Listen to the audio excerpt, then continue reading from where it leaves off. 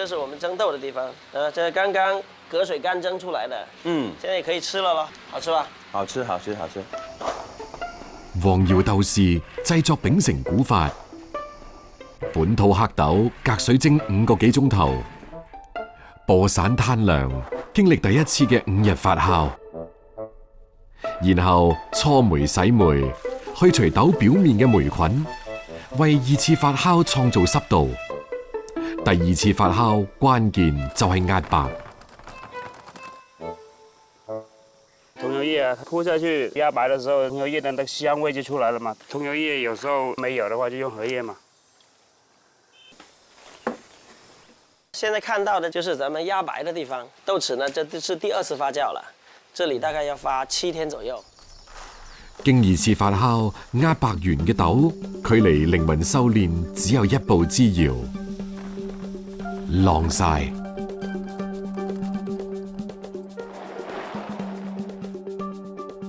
看一下啊，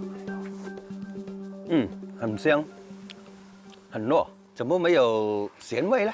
咱們黃油豆豉因為它是零添加的，所以出來的是淡豆豉。曬好嘅豆豉篩除雜質，要陳倉數月甚至數年先至可以叫黃窯豆豉。被時光儲存嘅豆豉，火粒均勻，烏黑發亮，外表乾硬，內裏軟糯。今日做個豆豉鯪魚。魚切塊，撒鹽醃製3分鐘，細火慢炸，炸到金黃酥脆備用。蒜米同豆豉爆香調味，鋪喺鯪魚之上。着細火蒸上30分鐘。蒸先至係豆豉鯪魚呢一味老廣傳統菜嘅核心技法。高溫水氣可以將陳年豆豉嘅香味、新鮮鯪魚嘅清甜充分滲透。新鮮嘅魚、陳放嘅豆豉相輔相成。懂得時光嘅珍貴，家常菜先會有歲月嘅悠長。豆豉有點化之功，絕對唔單止僅限於分菜。豆腐係展示豆豉風味轉化功力嘅最佳食材。將山泉水豆腐整成豆腐釀，早就係當地名產。但李兆勇決定做個創新試驗。平時我同埋啲朋友去玩啊，去到人哋鄉下咁，見到人哋整呢個豆豉蒸豆腐，咁啊翻嚟試下啦。乾辣椒做底，鋪厚厚一層豆豉上去，豆腐切4方粒冚面，加水浸過一半豆腐，然後放入鑊裏面蒸。呢道菜咧蒸得越來越好嘅，將豆豉嘅豆豉味咧就入到豆腐爐，就好靚噶啦。好啦，我哋已經蒸咗5個鐘噶啦，好香啊！蒸好嘅豆腐俾豆豉染成棕黑色，淋上麻油，適當調味，拌勻就可以食。視覺有啲似黑暗料理，但味道就出乎意料。豆腐彈牙，辣椒同豆豉刺激味蕾，齋豆腐被蒸出咗香辣味。火焰鵝係順德菜，黃窯豆豉加入之後轉型升級，更受歡迎。大鵝斬塊飛水，爆香壓碎豆豉，再加鵝肉及醬料翻炒均勻，嚟多樽米酒，酒精受熱蒸騰出嚟，火焰噴濺動人心魄。鵝肉因酒精而變得爛滑鮮嫩，豆豉令鵝肉入味醇厚。黃窯豆豉聯手順德火焰鵝，成就兩廣一家嘅新傳奇。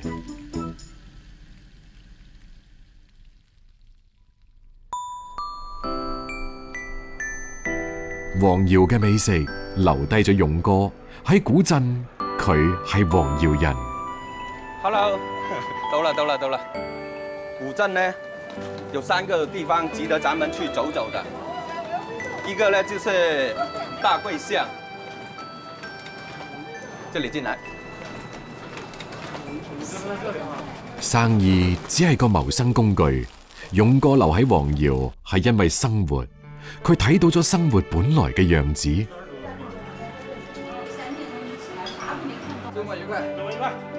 嚟到古鎮之後，即係揾到一個好似落腳點咁樣，喺度慢生活，好寫意，將個心境放得好平靜咁去對待每一樣嘢咯。古鎮始終令人趨之若鶩，大家想象佢係一個生活嘅好地方，有緩慢嘅煙火氣值得等待。正如嗰粒豆豉，冇人可以規定佢嘅味道，大家都相信日子到咗，味道就夠啦。孔山村四面靠山，山溪清澈，終年不絕。岸邊嘅草叢裏邊生活住一種只係得米粒咁大嘅小河蝦。中秋捕蝦係傳承百年嘅鄉土風情。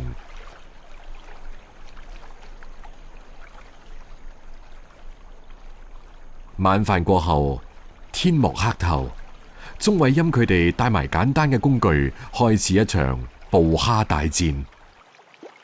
少了好多，以前隨便產的好多，隨便產的2、3斤，現在好少，唔好弄。伯父鍾志強成為鍾偉欽嘅親密戰友。冇草嗰種植物都參唔會，一般都有草嘅地方，啊，嗰個水流冇嘅幾個地方，啊，嗰度草嗰度流。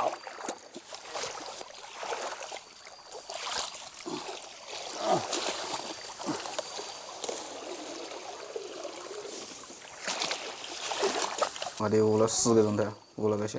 以前的2個鐘頭的就捂得到個蝦，個蝦4斤多。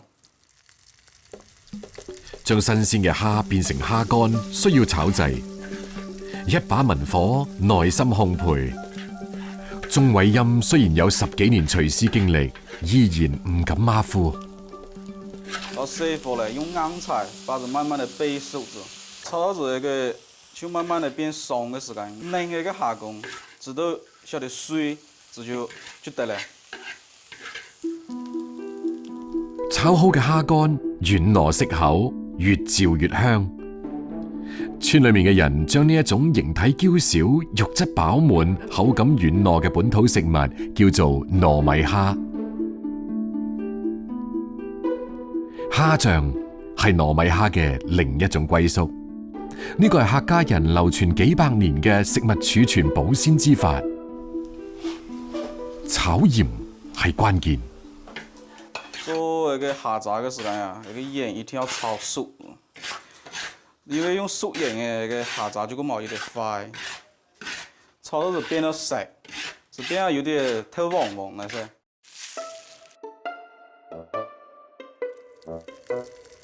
我累到看唔到個蝦公嘅形狀噻，咁就算可以噻。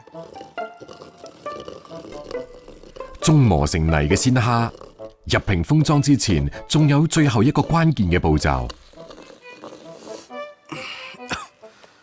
這個呢，因為啲本地嘅高土嘅米酒，1斤蝦公就要下2兩酒，塞下一個鋁箔嘅鹽，再倒入那個蝦炸裡面。蝦炸就放入灶頭上，跟住發酵。客家人嘅廚房，度度都係時間沉澱嘅智慧。蝦泥因為灶台提供嘅溫度，常年保持溫暖，蛋白質喺微生物嘅作用下持續分解，更易於人體吸收。酒精起到咗保護層嘅作用，隔絕殺死細菌，等蝦肉靜靜發酵，濃縮時間嘅精華。葱嘅片呢，就發酵了2年嘅。葱嘅片呢就發酵了3年嘅，這個食材就更加安豐啫，蘋果咯就更加香。發酵咗3年以上嘅蝦醬，就算喺當地都係非常少見。開蓋嘅呢一剎那，淡淡嘅酒香之後，係蝦肉發酵後嘅濃烈腥味。釀係客家菜保留古代中原飲食習俗嘅重要手法。鐘偉欽要做嘅係蝦醬炆釀豆腐，肉碎小心咁塞入去豆腐，黐少少生粉，入油鑊炸到表面金黃。蝦醬用油爆香，炸好嘅釀豆腐同蝦醬炒勻，加水炆煮幾分鐘入味就可以。釀豆腐外表包滿咗蝦醬，湯汁醬香濃烈，豆腐外韌內嫩，蝦醬升華咗味道，老菜式有咗新境界。蝦醬之妙在於點化，甚至可以等素菜產生河鮮嘅味覺。秋茄多窿嘅肉質結構能夠充分吸收其他食材嘅味道，正係蝦醬大顯身手嘅好機會。秋茄切塊入鑊炸熟，蝦醬爆香炒勻起鑊。奇特嘅風味轉化就喺油溫嘅加持下神奇發生。蝦醬令茄子完全失去咗本味，蝦肉嘅香氣反而首當其衝，素食華麗轉身化為河鮮。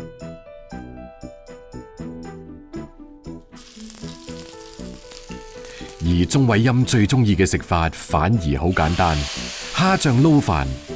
2羹蝦醬同新鮮辣椒爆香，冚喺白飯上，更加能夠凸顯本真味道。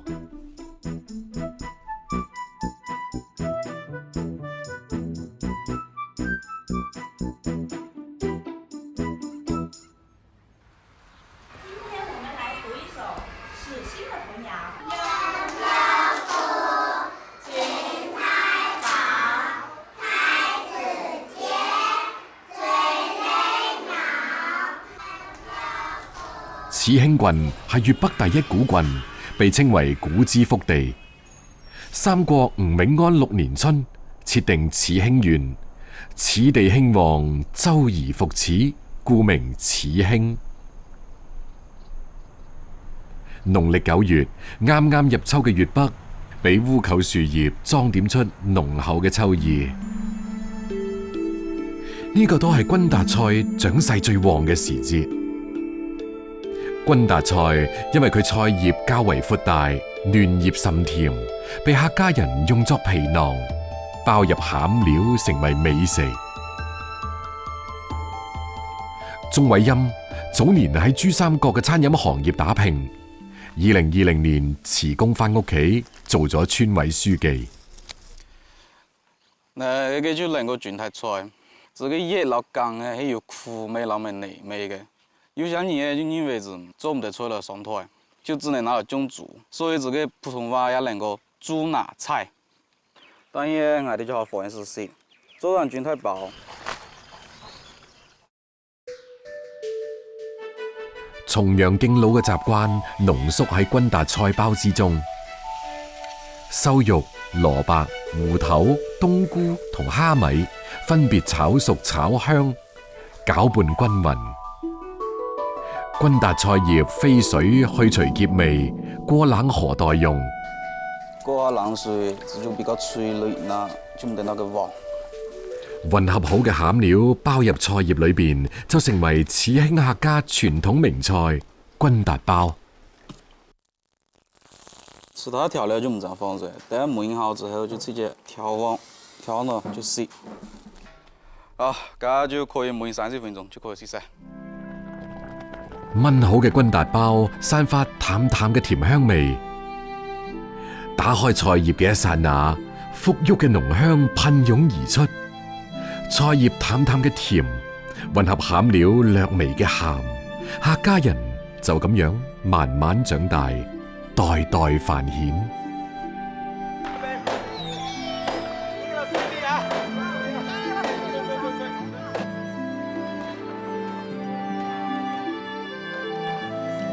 哇，唔多。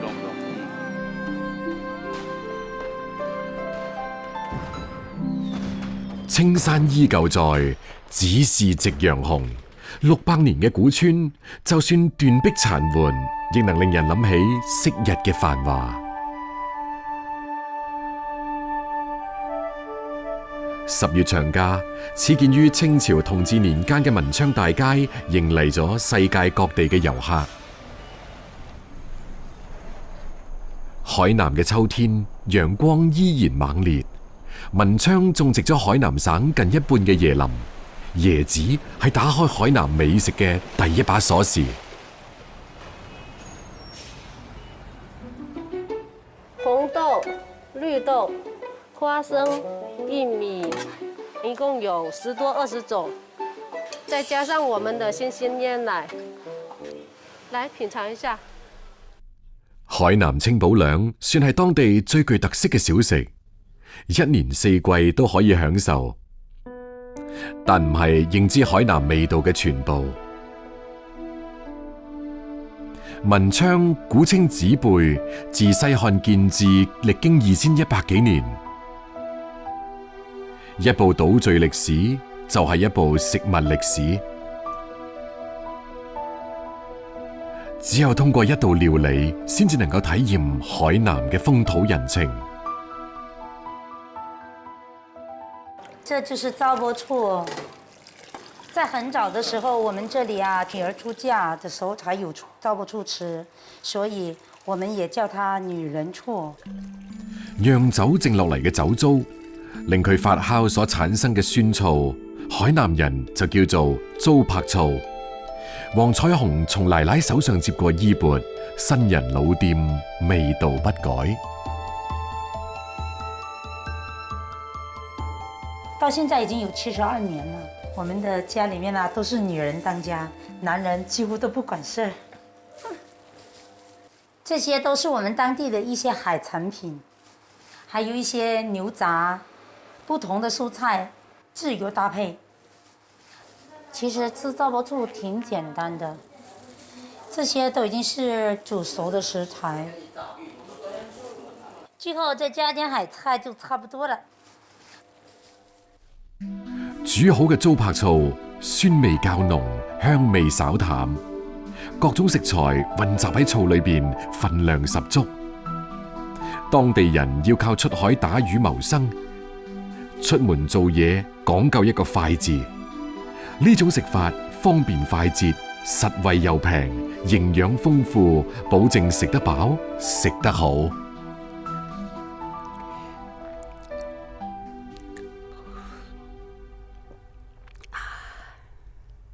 我們從海口來的，特意驅車100公里來吃這個糟粕醋，非常好吃。一碗糟粕醋睇起身簡單，但要想將啱啱發酵好嘅糟粕醋變成美食，需要耐心。每日上午9點，黃彩虹就返到店裏邊。我們老店6點鐘就開門了，一般我是在家裡面忙完小孩就過來。我要得燒烤了唄。烤了。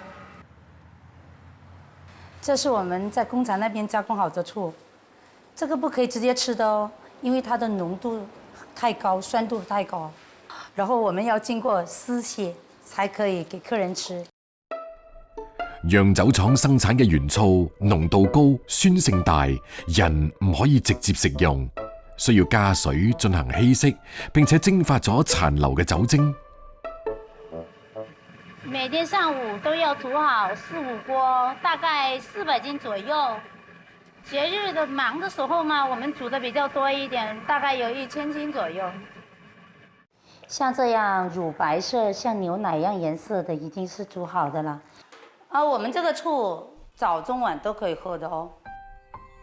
黃彩虹將水同原醋按照一定嘅比例加入家傳嘅秘製調料，一齊煮滾，就成為咗老街上聞名遐邇嘅糟粕醋。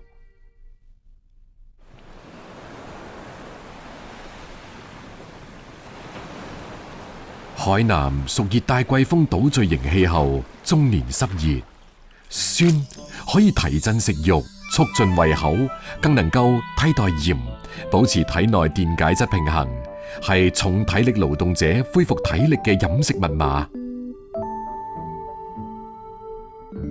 時代進步，以前為溫飽奔波，而家因小康富足，酸成為咗海南嘅手信。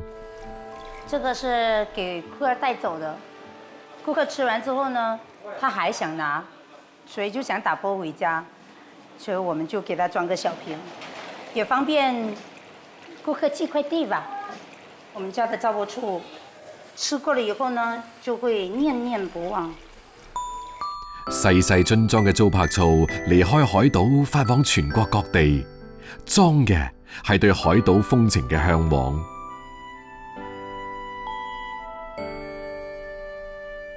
喺糟粕醋嘅多種食材裏邊，有一種被稱為海菜嘅藻類，黃彩虹總係願意自己動手去採集。我們能自己撈就過來自己做嗎？過來海菜的話，也順便看一下大海嘛。一整天在店裡面也是悶的，出來看看一下，吹吹海風。黃彩虹所講嘅海菜係叫做龍鬚菜嘅海藻，富含膠質，又有長壽菜嘅稱呼。漫漫默默流浪。沒結婚之前，我是個瓊劇演員。結婚之後呢，我就好多年也沒有唱了，所以唱得也不是很好，大家見笑了。一眼叫命賣命亡，小東的母，年的背關啊！哦，一會兒的功夫就撈到這些了，挺好了。一碗糟粕醋裏面鋪喺最上邊嘅係新鮮海菜。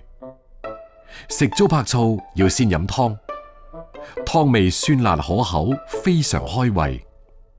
唔習慣嘅第一啖往往會逐到出眼淚，一啖湯，一啖海菜，慢慢就會漸入佳境。呢個係大海嘅味道。糟粕醋打火鍋係海南比較悠閒嘅食法，三五好友相聚，糟粕醋做湯底，按照規矩先飲湯，酸辣嘅醋湯落肚，胃口大開。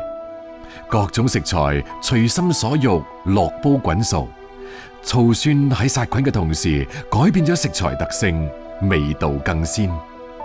而各種食材嘅本味又稀釋醋嘅酸辣，令湯變得甜美。味道難以言表。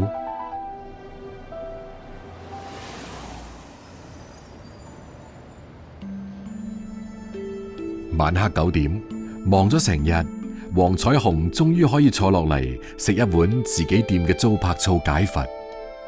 佢知道，聽日新嘅遊客又會推門而至，前輩傳承嘅味道亦會迎嚟新嘅一日。